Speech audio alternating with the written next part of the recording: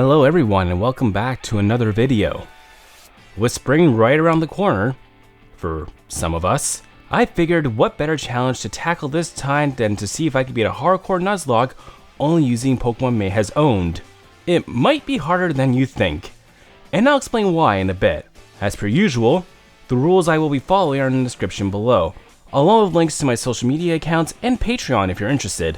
May is Ash's second female companion, who is known for having a sudden voice change halfway through, along with 98% of the cast. But that's a topic for a different day. She may have played second fiddle to Ash, but today, all eyes are on her.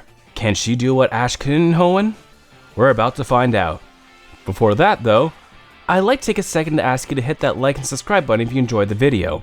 Although, I am curious, who do you think is Ash's best female companion? Let me know in the comments. Can't wait to read them. Oh, and one last thing, if I sound a little stuffy, it's because I'm currently getting over a cold. That's why I sound funny, stop making fun of me.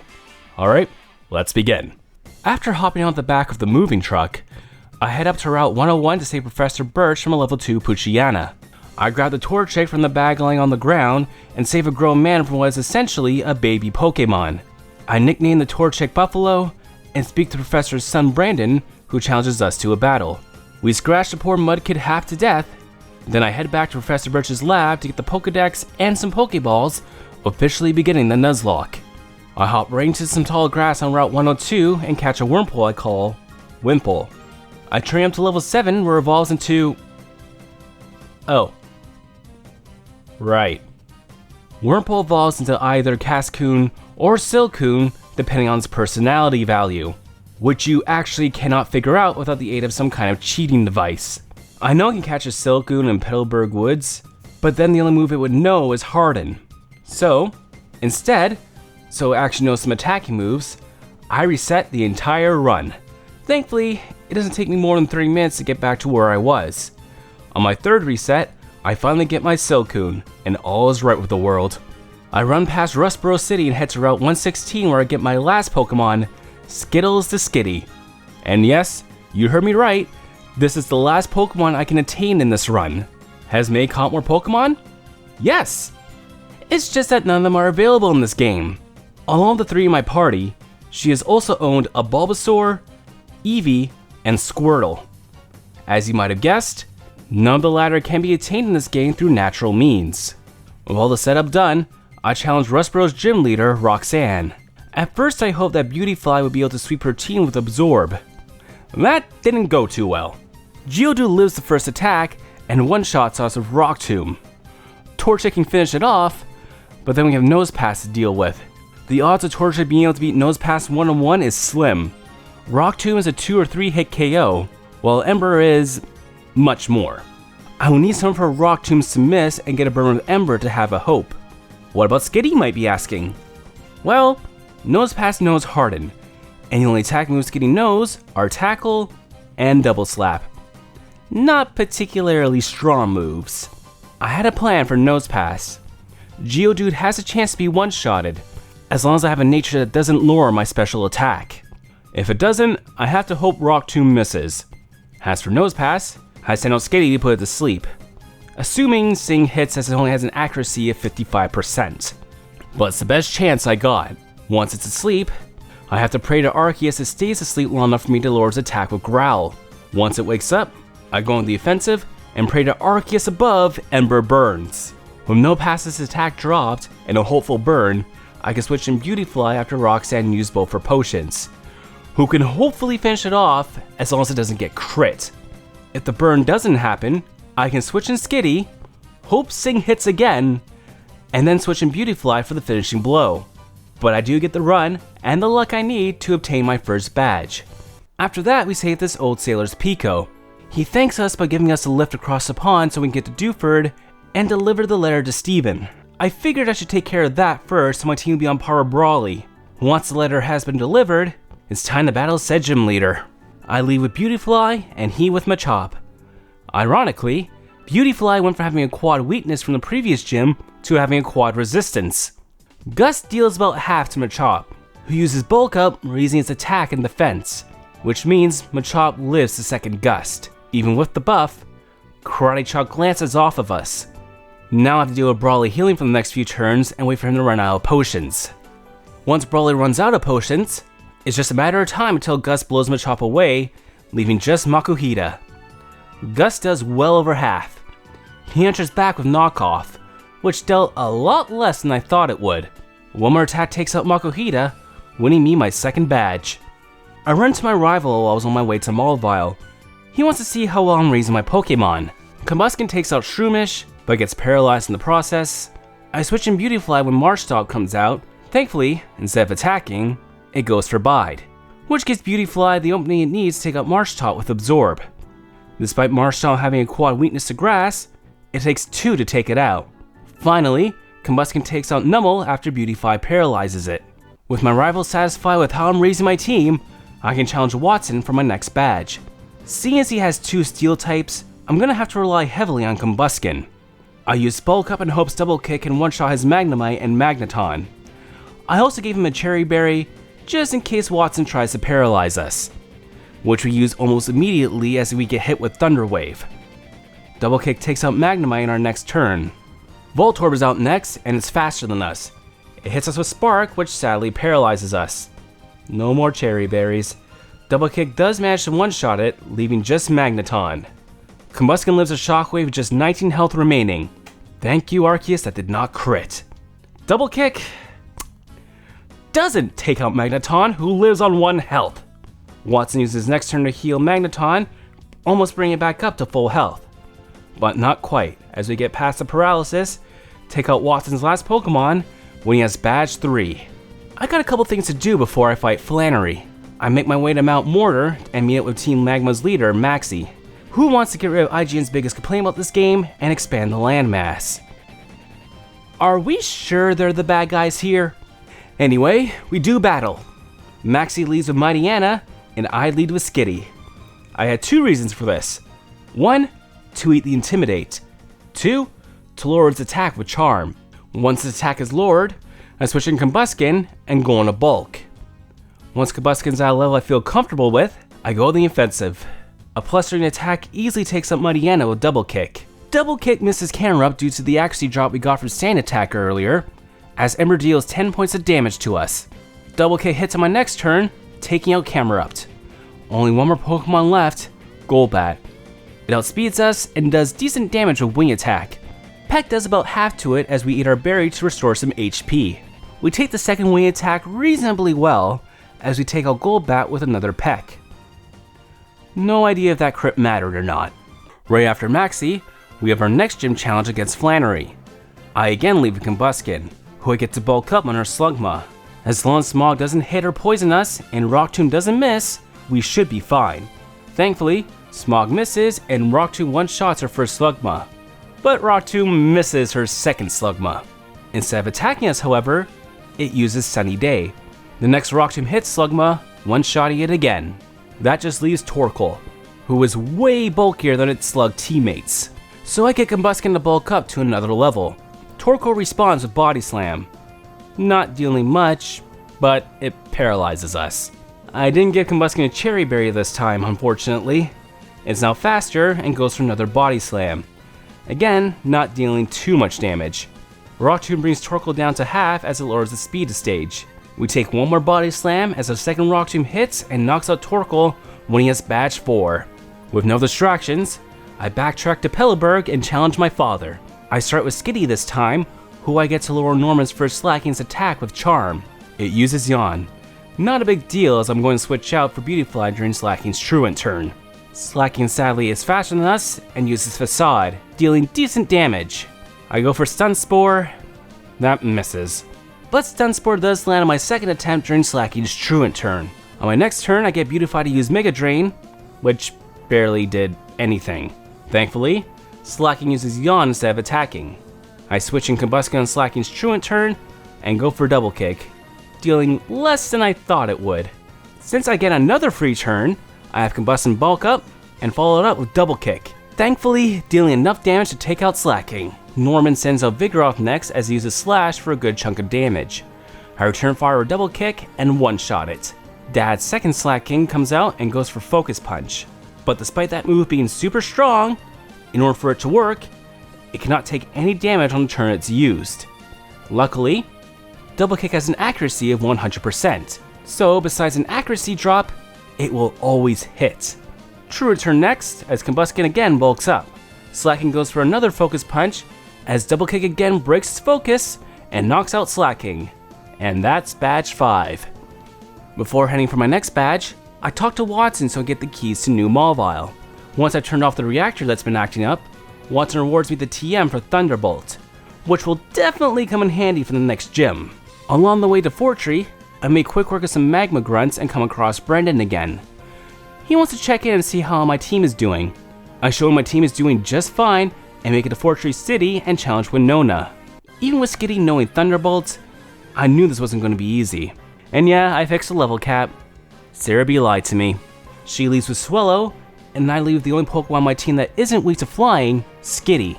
Swellow uses Double Team to raise its evasiveness, but Thunderbolt hits anyway, dealing a bit over half. Swellow goes for Endeavor, bringing Skitty down to 31 HP, as the second Thunderbolt finishes it off. Thankfully, I gave Skitty a Citrus Berry, restoring its HP by 30. Pelipper is out next, who is one-shotted by Thunderbolt. Out next is Skarmory, and this and the next Pokemon is where I ran into the most problems. It uses Sand Attack to lower my accuracy, making Sing's accuracy worse than it already was. But Sing lands, putting Skarmory to sleep. Now I need to hope it snoozes for a while I work on a few things. I have Skitty use Charm to lower its attack. I need to use Charm twice, lowering its attack by 4 stages to put the next part of my plan into action. I swap out Skitty for Combusken and get it to, you guessed it, bulk up. Skarmory will eventually wake up, so I need to get as many stat buffs as I can. +1 will be enough for Skarmory, but not for her next Pokemon. Plus, if I get too greedy, I have a chance to get my accuracy lowered, which could give me the accuracy of a Stormtrooper. Ember is a 2-hit KO on Skarmory, and thanks to all the stat nerfs and boosts, Aerial Ace doesn't do much to us. With Skarmory down, that just leaves one Pokemon left, Altaria. It's faster and uses Dragon Breath of all things. We just take it and one-shot Altaria with Rock Tomb. What you saw was my successful run. This took me 5 attempts, not counting all the rematches I do with Roxanne again. Turns out her battle is actually a lot easier when you remember to give your Pokemon berries. Why I didn't give my Pokemon berries the first few times I battled Roxanne, I will never know. Following our tiring gym battle, I discovered Team Magma stealing the blue orb from this old couple. They give me the red orb and beg me to chase after them to their hideout. I don't manage to retrieve the blue orb, but Combusken does evolve into Blaziken during our raid. Speaking of raid, this video is sponsored by Raid Shadow. Just kidding. I'm not popular enough to be sponsored by anyone. I put my chase of Team Magma on hold, and after buying as much protein and other supplements that I could afford, I face off against Tate and Liza. Blaziken, sadly, will be useless in this battle, so I'm going to rely on Beautifly and Skitty. There's a sentence I never thought I'd say. Quick note, the reason why I haven't evolved my Skitty yet is because May never evolved her Skitty. Trying to be as faithful as possible here, okay? With their bodies full of protein and teaching Skitty's Shadow Ball and Beautifly Silverwind, we may have a chance. Silverwind does half to Solrock, who sets up the sun, and Lunatone uses Hypnosis. That thankfully misses. I keep the pressure on Solrock and have Skitty use Shadow Ball, but it just hangs on. Knowing they most likely heal on her next turn, I took a risk. I had my team focus our attacks on Lunatone this time. I hope that either Silverwind will crit, or give it a +1 to all Beautifly stats, but the latter only has a 10% chance of happening. Or at worst, hope that Secret Power paralyzes it. Silverwind fails me, and I mean, who saw that one coming? Dealing only about half health, as Lunatone uses Calm Mind instead of attacking me, which I'm okay with for the moment. Both my Pokemon are attacking on the physical side. Secret Power lands and paralyzes Lunatone. Now I know Solrock will most likely use Flamethrower on my next turn, which will most likely one-shot Beautifly. So I get Beautifly to attack it and have Skitty use Shadow Ball on Lunatone, hoping that'll be enough to finish it off. Silverwind doesn't crit sadly, but I do get the stat boost, giving me the chance I need to live an attack. Solrock uses Flamethrower on Skitty. Why? Skitty just lives the attack and manages to finish off Lunatone with Shadow Ball. With my stats boosted, I felt confident that Silverwind would finish off Solrock before I get another attack off. Which it does. winning me badge 7. Now I've got to fulfill my promise to the old couple. I come across Groudon, which Maxie doesn't like and sticks his dog Mariana on me. I send out my cat Skitty to take care of it. Knowing it knew swagger, I give Skitty a Prism Berry just in case, which she eats almost immediately. Once I lower Mariana's attack with Charm, I switch in Blaziken again to bulk up for a sweep. I also gave him a Prism Berry, which he too uses. Thanks to swagger though, Blaziken now has a +5 in attack and a +3 in defense thanks to bulk up, which is more than enough to take out Maxie's entire team. Just one more thing left to do. Put Groudon to rest. I find it in Stutopolis, and Blaziken easily takes care of it thanks to a sun-boosted Blaze Kick. With all this Team Magma madness behind me, I can challenge Wallace for my last badge. And I am sweating bullets for this one. I'm out of Prism Berries, which I should have saved one for this battle as confusion is a big part of Wallace's strategy. He leads with Love Disc, and I Skitty. I have Skitty use Calm Mind a couple of times to boost its special. Once we're down to half, I get Skitty to attack with Thunderbolt, one-shotting Love Disc. Sadly, out next is Wishcash, who is part ground, meaning Thunderball won't deal jack. I use Secret Power to get some damage in and hope for paralysis. Wishcash is faster and uses Earthquake. And it missed? Oh right, I gave Skitty the Laxin sense. Secret Power, however, doesn't paralyze it and barely puts a dent in it. Seeing this as fate, I switch out Skitty for Beautyfly. Since Beautyfly's part flying, Earthquake won't affect her. I go for Silverwind, not dealing much damage, but I do get the boost. Since it used Amnesia, I go for another Silverwind, and I get a second boost. And since I knew Wallace would heal, I go for a third one. And no boosts. Oh well, that would have been a miracle though. I use Giga Drain my next turn, don't want to get too greedy, and it finishes off Wishcash, one-shot Celio, and my Milotic. Takes it pretty well actually. In fact, it only dealt about half. Ice Beam return does around half to us, and we eat our Citrus Berry. One more attack finishes on my Milotic, and Seeking falls to a single Giga Drain. And that's how I got badge 8. Somehow. Before facing the Elite Four, I make a victory wrap around Hoenn to pick up any items or TMs I think I'll need. I also do some EV training. Not something I typically do in Nuzlocke, as I feel the advantages are minimal for the most part, but I feel like I'll need every advantage I can get for this one. I easily make it past Victory Road, defeat Wally, and open the doors to the Indigo Plateau to face the final leg of my journey. Will my team of level 55 Pokemon beat the Elite? Time to find out. Leading off is Sydney. I was hoping Beautyfly's Silverwind would be enough to sweep his team, but I forgot to take into account Mariana's Intimidate.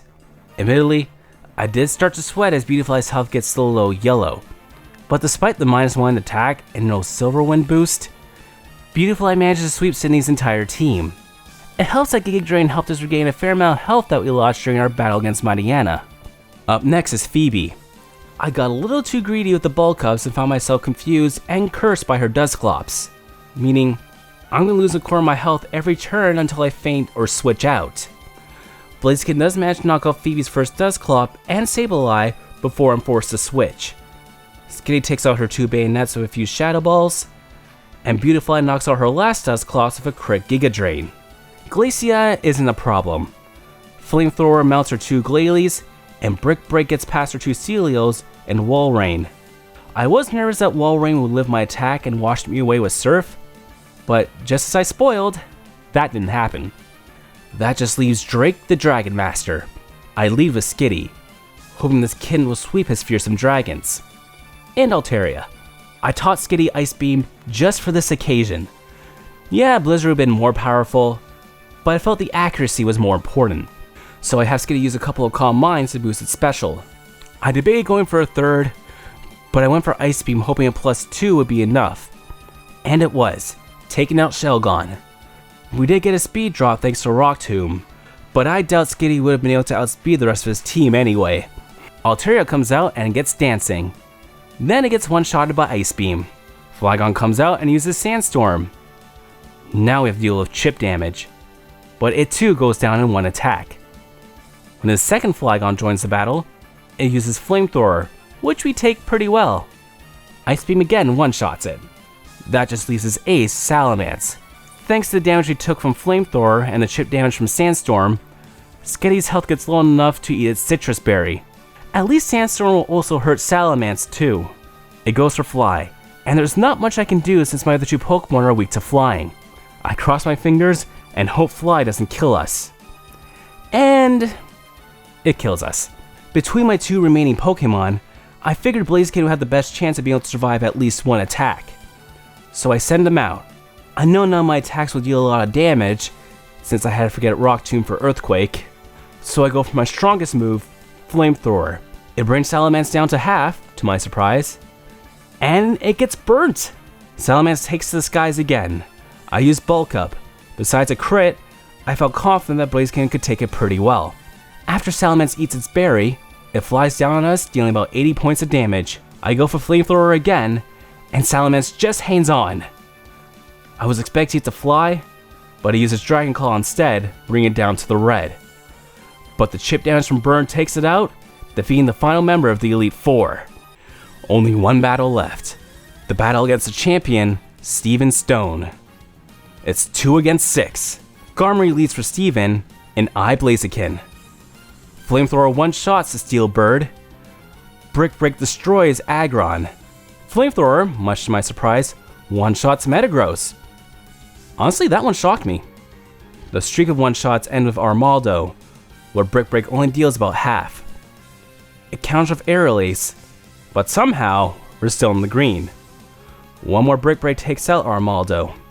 Claydol's out next. Predicting an Earthquake, I switch in Beautyfly. And I predicted correctly! Silver Wind brings Claydol down to half, and then it uses Reflect. I knew they most likely live a second attack now, but I went for Silver Wind hoping for a boost.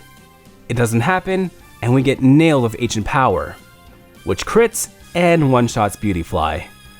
The rest of the battle is in Blaziken's hands now.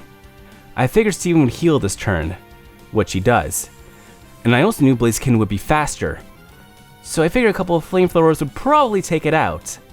But on its healing turn, it gets crit one-shotted by Flamethrower. I'm not going to complain about that. Only one Mon left, Cradilly. I use Brick Break on it, shatter its Reflect, and it lives on 1 health, of course. It goes for Ancient Power, and Blaziken just hangs on. Steven, of course, heals again, so I take the chance to bulk up. I go for one more Brick Break. This time, bring it down to 0 from full health. Which means I just beat a Pokemon Ruby Hardcore Nuzlocke as May. This was interesting.